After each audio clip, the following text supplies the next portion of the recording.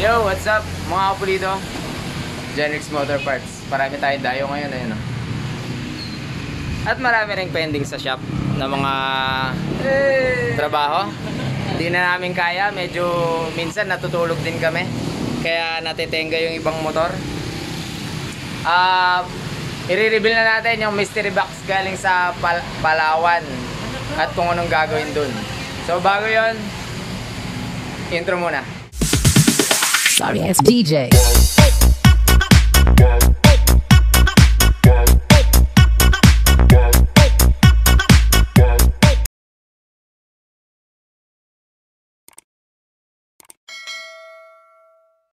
So bago ang lahat, luma ang iba. Reveal ko muna itong mga tenga natin dito. Ito, refresh 4B. Yan o. Uy. Yan o. JBT. Ito. Ayun yung makina. Ayun. Yan o. 66. Pangalawa ito, 4B rin to. Pero back to stock kasi ito yung kinakatay ko. Ayun naman yung head. 4B na naman. For sale, 4P. Ayun yung black, MTRT. Ayun yung makina, binabalik na natin sa stock. Ito. So, stock na siya. 59 stock lahat. Ibebenta kasi natin buo yan. Ito yung isa. Yan. Refresh lang.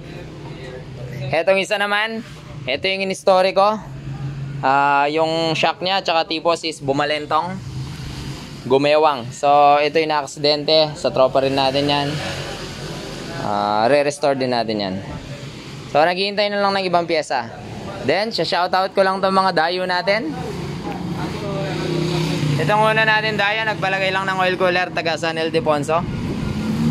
Ayun lang ang pinagawa niya. Ikaw anong pinapagawa mo? Ay! Nahiya ka pa? Kaya yung barya ka mo nga. Pugi ka ba? Ayan, Bulacan yan. Wala daw naglalagay doon. Bagay, ako lang pala yung nagpauso dyan sa MIUI. Pangalawa ito, sister, walk-in lang. Shoutout sa kanya. At shoutout din sa mga dayo natin taga Dagupan. Ayan, 180cc 63. Reveal natin yung piyesa nito ha. JVT 63 chrome bore, forged piston, MTRT head, MTRT straight head, Bulldog 7.0. Tapos ibabalance natin yung crank niya. Yo, bali ito pala ang feedback ng taga Dagupan. Tulungan ko na kayo magbasa. Lapit na kami sir, maaga pa, 2 PM. Tambay kami sa lugar nyo. Google Map nyo na lang pupunta na dito. So yung dumating sila, yan. After nagawa namin mga 10 yata, 11. Kauwi na sila, solid takbo. Kayo na magbasa, tamad akong magbasa. Yun, salamat po sa feedback sir. Pakalupet. Okay, the moment of truth. Dito na tayo sa galing po ito sa ano.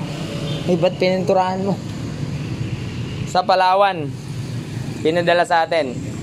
Buksan na natin to. Unboxing.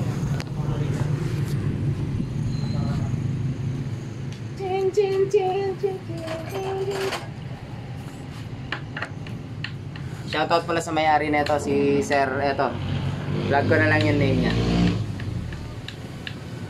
Hindi ito budget meal. High to, high. High end.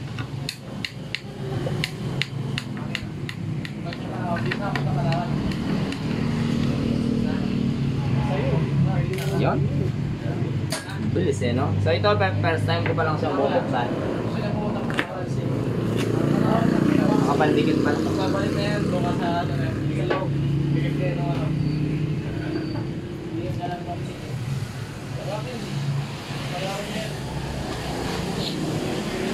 Naka-stapler pala to ah.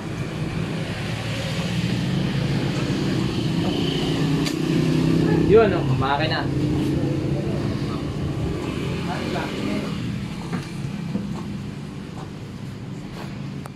Yun.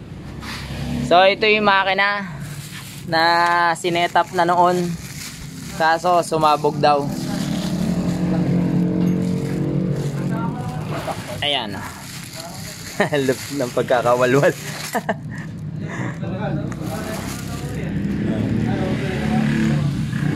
So sikat daw, sikat ang gumawa dito noon. Pero 10 years ago pa daw yun. So sumabog siya agad. Ilang years na nakatenga to? 10 years na daw nakastock to. So nung nakita tayo ni Sir sa Palawan, naisip niyang ipabuhay itong kanyang makina. So ang project dito mga kapulido, 232cc 4 valves. I-reveal na natin ang mga piyesa niyan. Pump. Yo, shoutout muna sa mga brand na ito. Baka naman MP, Spec B, TSMP, CNC, TTMRC, Pitch Bike, Forest 1M, Puma, JVT, Jiso. Baka naman, dito lang ako sa Tarlac. And Koso. Unahin na natin to.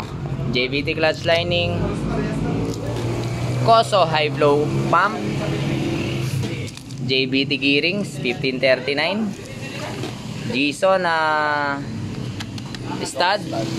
Ito mura lang. TTMRC jack up plus 10 stroke. You know, sana all may panggastos.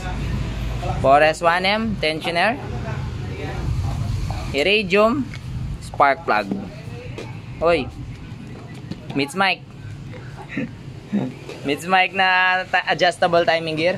Ito pa yung isang mura dyan, 66mm forged chrome bore. Sana all may panggastos. Ito mura lang to, light and magneto, gawang kapulido. Ito mura lang din. 500cc starter.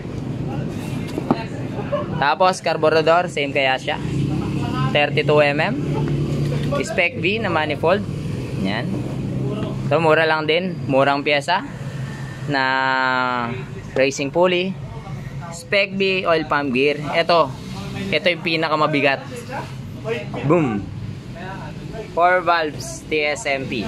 Idol talaga niya si Asya. Uy, alis kayo dyan. Ayaw nilang umalis. Yon. 4 valves po. Ito yung pinakamahal na pyesa. So, gagawan natin ng full video to kung paano natin bubuin. Abang-abang lang mga kapulido. Muntik na ulog.